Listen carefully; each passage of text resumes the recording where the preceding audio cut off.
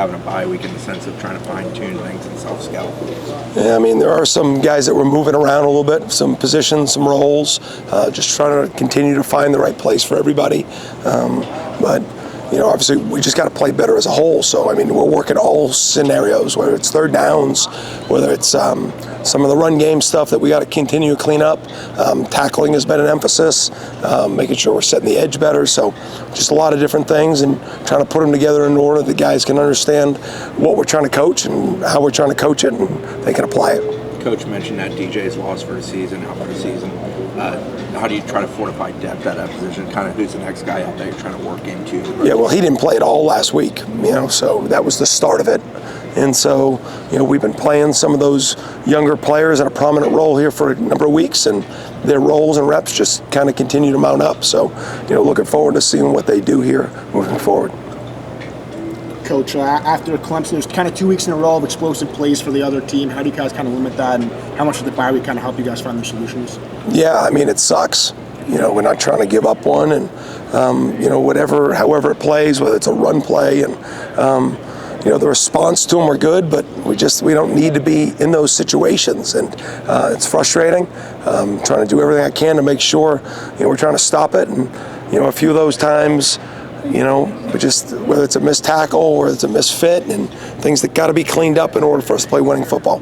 When guys are in position to maybe make a play on the ball and it's not happening, is that usually just mental, like being more aggressive, or what's usually key to finishing those plays? It's just a poor play,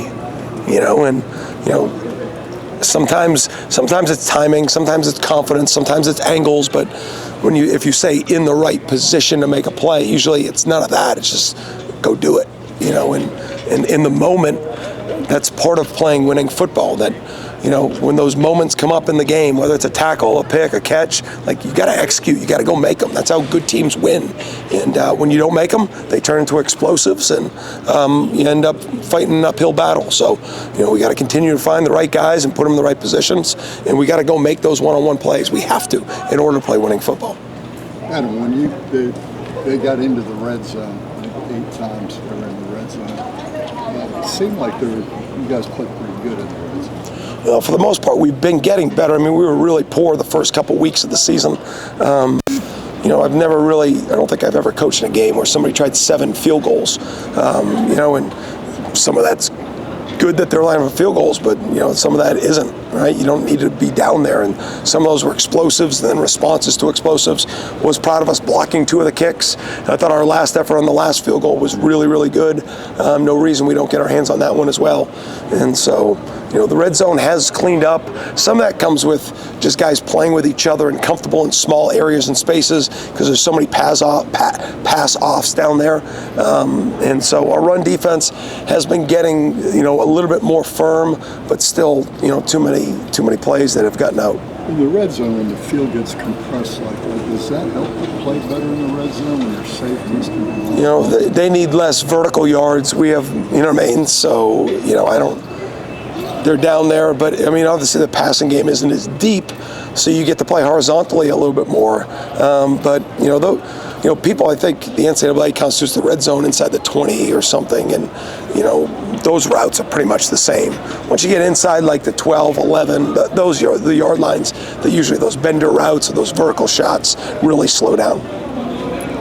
How impactful are these developmental practices for the players, and how much can you kind of trust guys when what they do out on the practice field? Well, you trust it a lot because we're in a developmental practice sport. 5-to-1 is the ratio. So, it's everything, as far as what you need, what you got to get. And I'm a true believer. If you're a guy that goes out there and makes his tackles, breaks balls up, picks balls off, creates fumbles, that stuff carries over to games. And, making sure that we don't get caught up in the practice routine of getting off blocks, playing. Hi, Hakeem.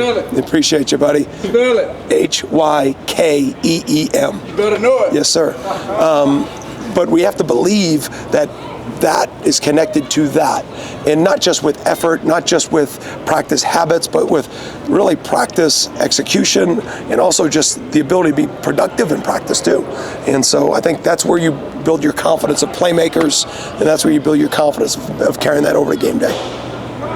Is that in terms of getting takeaways, generating takeaways, is that the biggest part of that? Or Yeah, some. I what's mean, the key to that? you know, I thought we had a great opportunity for a few the other night, and you know, we're not making them, and you know, so I'm constantly trying. Am I doing enough to get enough people around the ball? Am I putting the right people where the ball's going to get thrown? You know, I mean, because at the end of the day, let's be honest.